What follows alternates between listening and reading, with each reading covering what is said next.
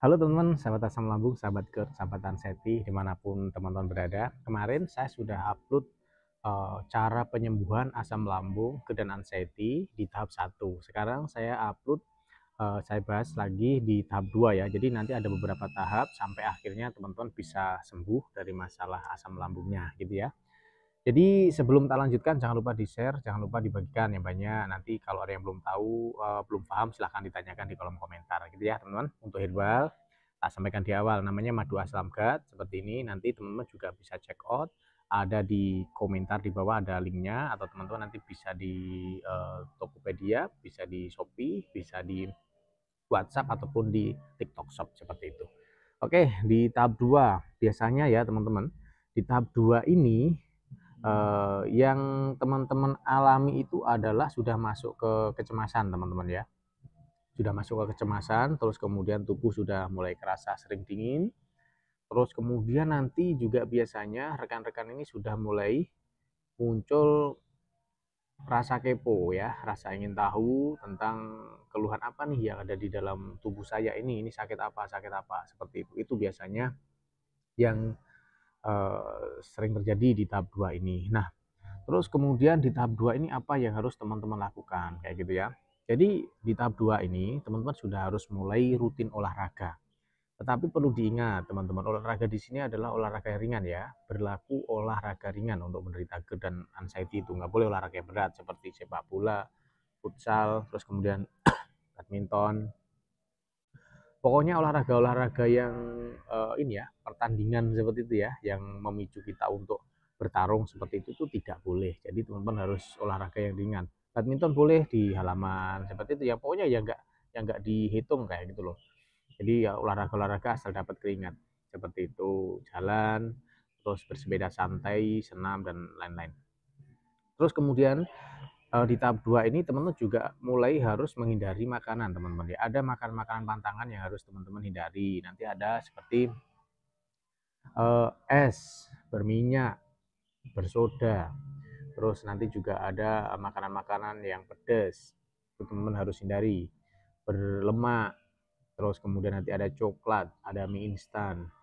Nah, itu teman-teman harus hindari teman-teman ya. Beberapa di antaranya adalah itu. Nanti misalkan teman-teman makan di luar itu, terus kemudian nggak cocok, hentikan.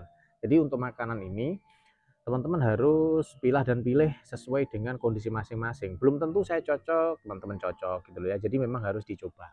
Jangan takut untuk mencoba makanan, asalkan bukan racun gitu ya. Dicoba aja, yang penting teman-teman cocok silahkan dimakan. Kalau nggak cocok dihentikan. Terus kemudian di tahap 2 ini teman-teman harus benar-benar menjaga pola tidur. Pola tidur harus teratur dan tidak boleh begadang teman-teman ya.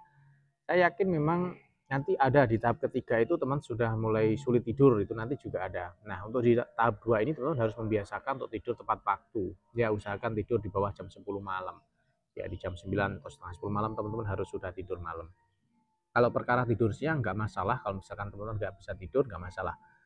Justru kalau penderita GERD anxiety itu tak sarankan nggak usah tidur siang malahan ya, supaya nanti malamnya ngantuk dan bisa tidur gitu. Kalau misalkan kita tidur siang terlalu pulas, terlalu ini apa namanya, terlalu lama, kadang nanti malam kita nggak ngantuk gitu. Malah justru kan tidur yang bagus kan malam ya teman-teman.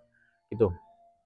Terus kemudian teman-teman di tahap 2 ini usahakan kalau mandi air hangat ya, kalau mandi air hangat supaya nggak kedinginan tubuhnya. Karena memang dingin itu bisa memicu produksi asam lambung kita meningkat ya, terutama untuk teman-teman yang sudah memiliki gangguan pencernaan ya, gangguan asam lambung.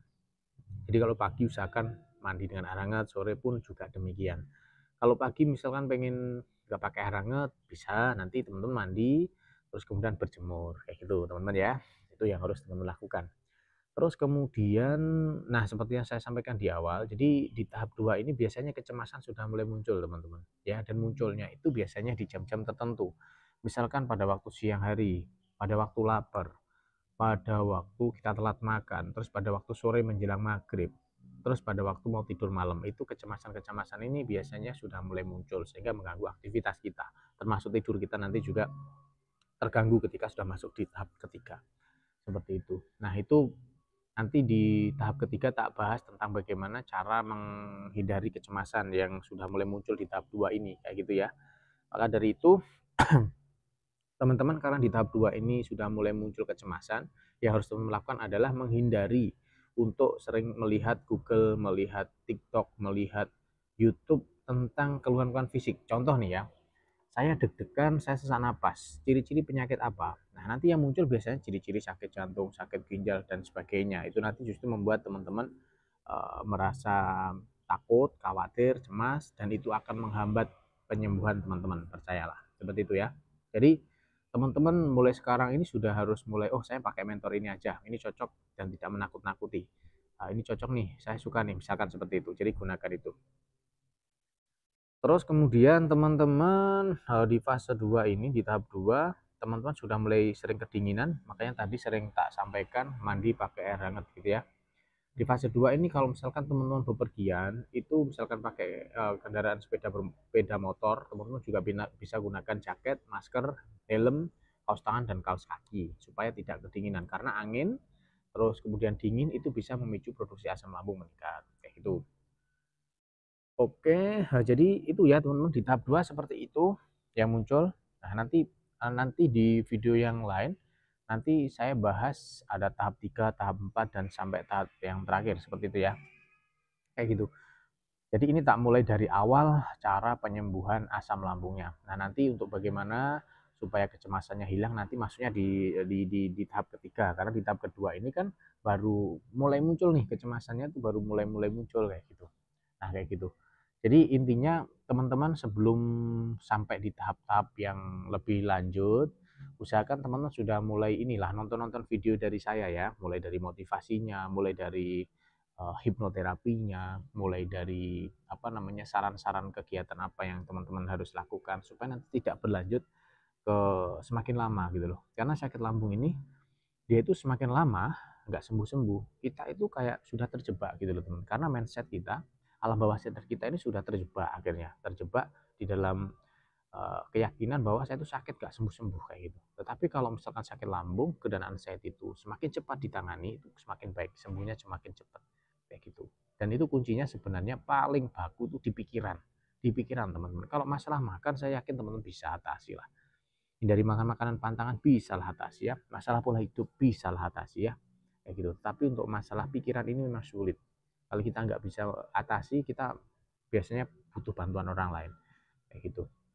Karena kebetulan saya juga hipnoterapis ya, jadi banyak kita tangani kasus-kasus keluhan GERD dan anxiety. Alhamdulillah banyak yang membaik seperti itu.